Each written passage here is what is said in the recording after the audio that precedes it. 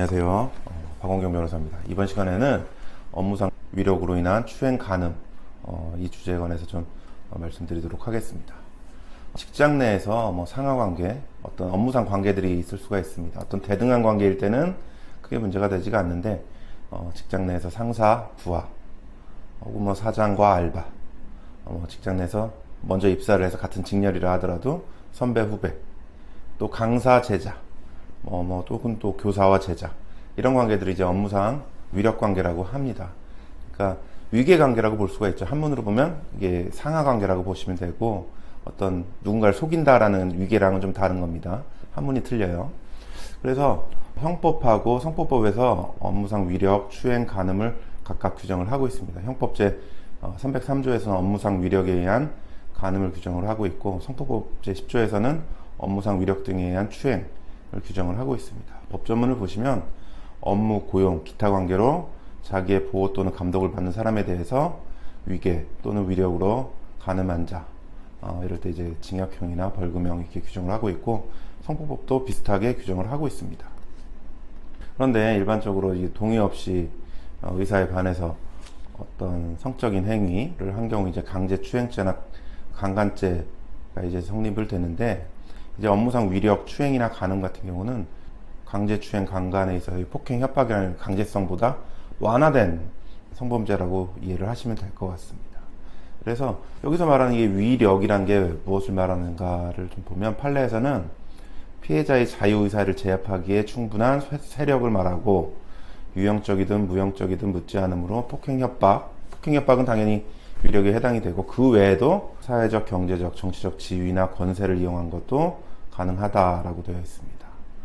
그러니까 어떤 사회적, 경제적 지위에서 발생하는 권세 그 자체라는 거죠. 그래서 위력은 어떤 뭔가를 행사하는 경우도 당연히 포함이 되지만, 행사 없이 그 존재 자체만으로도 위력에 의한 간음, 업무상 위력에 의한 추행이 성립이 될 수 있다라는 것입니다. 그래서 사장이 알바에 대해서 어떤 성적 행위를 하거나, 혹은 교수가 제자를 상대로 해서 어떤 성적 행위를 했을 때 또 피해자의 의사에 반했다라는 점이 인정이 된다면, 업무상 위력을 한 것으로 이제 간주가 되고 본 범죄가 이게 성립되는 문제가 생깁니다.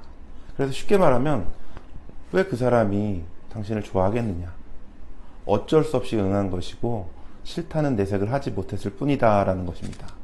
그래서 업무상 위력, 추행, 간음에 대해서 무혐의 혹은 또 무죄를 받기 위한 전략은 강제추행, 강간의 경우와는 좀 다를 수밖에 없습니다. 더 엄격하죠. 강제추행, 강간의 경우에는 강제성을 실제 썼느냐, 피해자가 암묵적으로 동의를 했느냐, 이 부분만 입증을 해도 무혐의, 무죄가 가능을 합니다. 근데 업무상 위력, 추행, 간음은 업무상 위계의 관계에도 불구하고 적극적으로 교제를 하고, 또 혹은 명시적인 어떤 성적 행위에 대한 동의 사실이 입증이 돼야지만 무혐의, 무죄가 가능합니다. 그렇다면 적극적으로 교제, 명시적인 동의 사실을 어떻게 입증할 수 있겠느냐라는 것이 문제가 되는데, 이와 같은 거는 어떻게 보면 사실상 연인관계라는 것을 입증해야 되는 것과 마찬가지입니다. 연인관계라는 것은 호감, 애정, 사랑하는 사이라는 부분을 좀 입증을 해야 되는데, 굉장히 부담스러울 수밖에 없습니다. 사랑을 어떻게 입증할 수 있을까요? 이제 판례를 보면, 아주 옛날에 여자 검사와 어떤 내연관계에 있는 변호사 사이에 변호사가 어떤 금전이나 정확히는 어떤 신용카드를 줘서 쓰게 해주고 외제차 벤츠를 좀 제공했던 사건이 있습니다. 그러면서 어떤 사건 청탁이나 이런 부분이 있어서 특가법상 알선수재가 문제됐던 사건이었습니다. 벤츠 여검사 사건으로도 기억이 남는데요.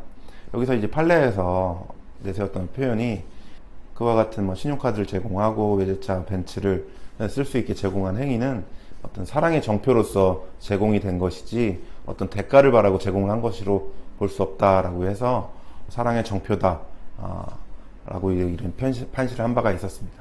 그래서 어떤 업무상 위력에 따른 추행이나 간음 사건에 있어서는 단순히 밥값을 내줬다, 술값을 내줬다, 차값을 내줬다, 이런 거로는 좀 부족합니다. 어떤 적극적인 선물을 단순한 관계 이상의 어떤 선물을 제공을 하고, 또는 피해자가 적극적으로 사랑 고백을 한다든지 호감을 적극적으로 표시했다든지, 이런 자료가 있을 때 무혐의, 무죄가 가능하다는 점을 좀 말씀드리고 싶습니다. 만약에 이런 부분이 없다면 무혐의, 무죄가 쉽지 않다는 점도 알고 있어야 될 부분 같습니다. 본 영상과 관련해서 궁금하신 부분이 있다면 언제든지 댓글로 남겨주시면 저희가 반영을 해서 답글을 드리던가 아니면 또 관련 영상을 제작을 해드리도록 하겠습니다. 감사합니다.